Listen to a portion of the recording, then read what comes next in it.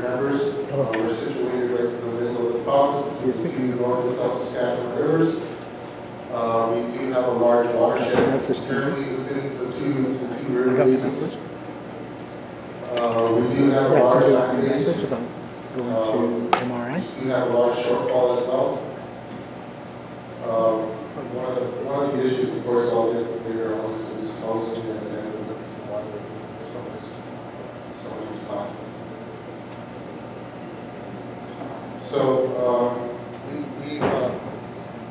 we've suffered some major flooding, 3 major floods since 2007. Our elders had said that we were originally on a 30-year cycle. We recently did some research, and it's quite disturbing to see that 3 major floods within 10 years. We actually, our land base loss is over 9,000 acres. When you consider that this is prime agricultural land, $50 an acre, you're looking at almost $500,000 a year. So after 10 years, the amounts are substantial.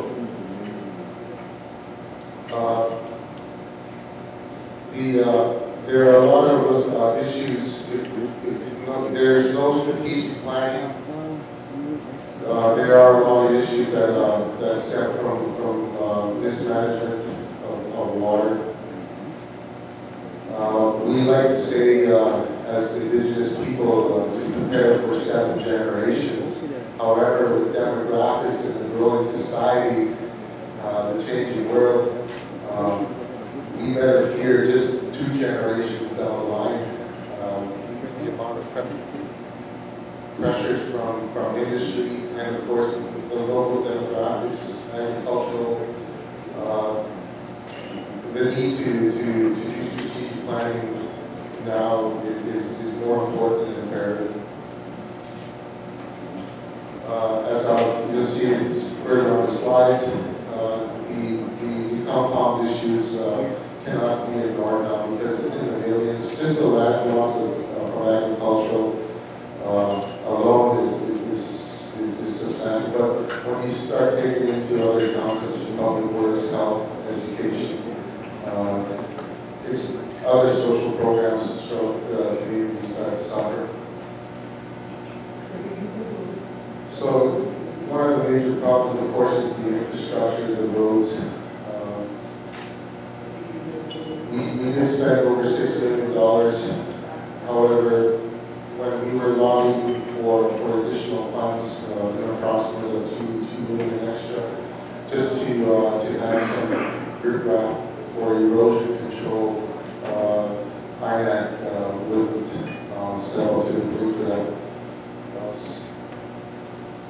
Unfortunately, 2 years later, we suffered another major flood. All that road work was washed away, and we had to spend an additional $4 million to try to rectify these roads. The current state of the roads right now it would cost over $14 million to fix them. We just had an Environment Canada and the community yesterday, and we have to show them for themselves the condition that we have to live with.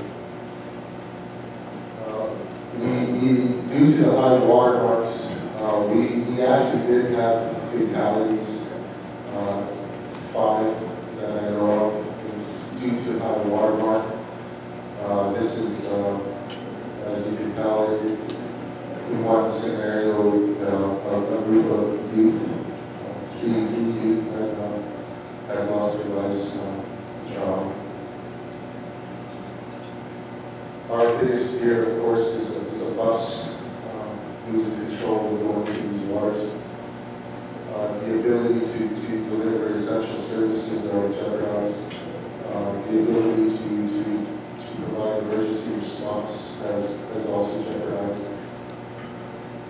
And the overall stress of the community, as I mentioned, this water affects everything. Because we're a communal society, when one department suffers, all departments suffers, and it just so happens that we're in a backup plans should an occurrence happen within the community. And chief and councils don't realize the full implications of the legality side of it. And should we allow Department of Highways to be prepared, because if we release this water, we will flood out the town of Duckley, Highway 11 going to Prince Albert. So one of the most important things too as well is that the First Nations, a lot of First Nations are starting to enter into the First Nations Land Management Act. So this being one of the final regimes that are so I'm going to be quick. I'm not going to talk about the really technical side of my research. If you have any questions, I will have a poster up later on tonight, this evening. And so feel free to stop by and we can chat about it in more detail. But I just want to give you the main points that I feel matter most to the community. So I looked at consumption of unregulated, and I say well water instead of groundwater, in rural communities and the impact of perception and use on the human health risks. So I've always wondered, you know, people have a certain amount of exposure to water, you know, how much they're drinking. And exposure is one of the hardest things to tie down in a risk assessment when you're looking at human health. So how much do people's perception influence their amount of consumption? And are we accurate in how we're you know, perceiving that ourselves? Because I've heard lots of people say, oh yeah, the water's bad and nobody drinks it. Nobody likes it. You know, or the water's great and you know it's safe. I trust it. You know, and I know from my experience testing people's private wells that they're wrong almost all the time.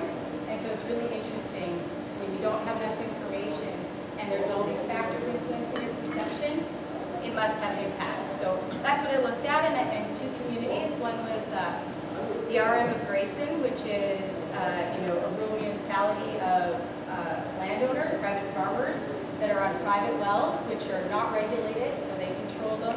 They have to do the maintenance, treatment testing. And then on Beardy's, we looked at all the individual wells that are cared for by the band, but are again not valley. And all those spaces in the rural municipality is TLE land from Okemasis. And all the green dots on there are the wells that we tested. So within the RM of Grayson, the community people that we worked with was the Lower Capel watershed stewards. I did my pilot survey on them. They weren't a part of the actual